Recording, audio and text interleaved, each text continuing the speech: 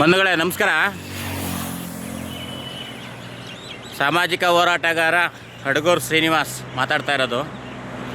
ಏನಪ್ಪ ಇವತ್ತು ಸಾಮಾಜಿಕ ಜಾಲತಾಣದ ಮೂಲಕ ಲೈವ್ ಬಂದಿರೋ ಉದ್ದೇಶ ಏನಪ್ಪ ಅಂತಂದರೆ, ಏನು ಈಗ ಕಾಣ್ತಾ ಇರ್ತಕ್ಕಂಥ ರಸ್ತೆ ಮೈಸೂರು ಟು ಚನ್ನರಾಯಪಟ್ಟಣ ರಸ್ತೆ ಬಂಧುಗಳೇ.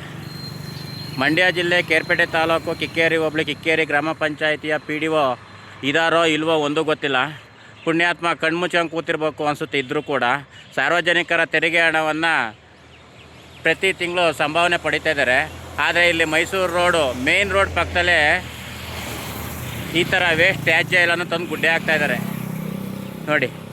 ಈ ಗುಡ್ಡೆ ಹಾಕ್ತಾ ಇರೋದು ಗಾಳಿಯಲ್ಲಿ ವಾಹನಗಳು ಏನು ಹೋಗ್ತಾವೋ, ಟೂ ವೀಲರು ಇತರ ವಾಹನಗಳು ಕಣ್ಣಿಗೆಲ್ಲ ಆರು ಬಂದು ಬೀಳ್ತಾ ಇದೆ ಮತ್ತು ಸಾರ್ವಜನಿಕರಿಗೂ ಕೂಡ ತೊಂದರೆ ಆಗ್ತೈತೆ ಮತ್ತು ಇಲ್ಲಿ ಜಾನುವಾರುಗಳಿಗೂ ಕೂಡ ತುಂಬ ತೊಂದರೆ ಆಗ್ತೈತೆ.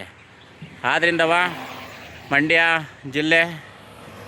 ಜಿಲ್ಲಾಧಿಕಾರಿಗಳು ಮತ್ತು ಮಂಡ್ಯ ಜಿಲ್ಲಾ ಪಂಚಾಯತ್ ಮುಖ್ಯ ಕಾರ್ಯನಿರ್ವಹಣಾಧಿಕಾರಿಗಳು ಮತ್ತು ತಾಲೂಕ್ ಪಂಚಾಯತ್ ಕಾರ್ಯನಿರ್ವಹಣಾಧಿಕಾರಿಗಳು ತಕ್ಷಣ ಕಿಕ್ಕೇರಿ ಗ್ರಾಮಕ್ಕೆ ಬಂದು ಈ ಏನು ವೇಸ್ಟು ತ್ಯಾಜ್ಯ ಎಲ್ಲನೂ ಇಲ್ಲಿ ಬಿಸಾಕಿದ್ದಾರೋ ಇದೆಲ್ಲನೂ ತಾವುಗಳು ಒಂದು ಸಲ ಕಣ್ತರ್ದು ನೋಡಿ ಮತ್ತು ತಕ್ಷಣ ಸಾರ್ವಜನಿಕರಿಗೆ ತೊಂದರೆ ಆಗದೇ ಇರೋ ರೀತಿ ಇದನ್ನು ಸರಿಪಡಿಸ್ಬೇಕು.